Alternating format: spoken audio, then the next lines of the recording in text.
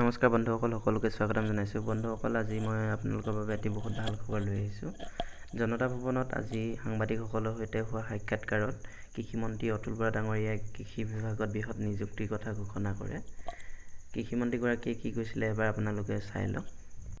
1920 fourth গ্ৰেডৰ সংখ্যাটো পোৱা নাই, আমি কিমান দিব পাৰোঁ তাৰ সংখ্যাটো মই এতিয়ালৈকে ক'ব পৰা নাই। ফাইনেন্সৰ পৰা অনুমোদন লাগিব সেইটোত। তাৰপিছত JE 42জন, এছিষ্টেণ্ট ইঞ্জিনিয়াৰ 12জন, 42 এছিষ্টেণ্ট ইঞ্জিনিয়াৰ 12, ADO 113 আৰু ভেটেনেৰী ডিপাৰ্টমেণ্টত থাৰ্ড গ্ৰেডত 31টা, ফিল্ড এছিষ্টেণ্ট 224টা, ফ'ৰ্থ গ্ৰেড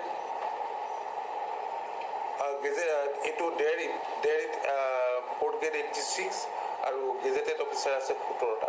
এইখিনি আমি যিমান সোনকালে পাৰোঁ আমি নিযুক্তি দিয়াৰ কাৰণে ইতিমধ্যে আমি প্ৰক্ৰিয়া আৰম্ভ কৰোঁ।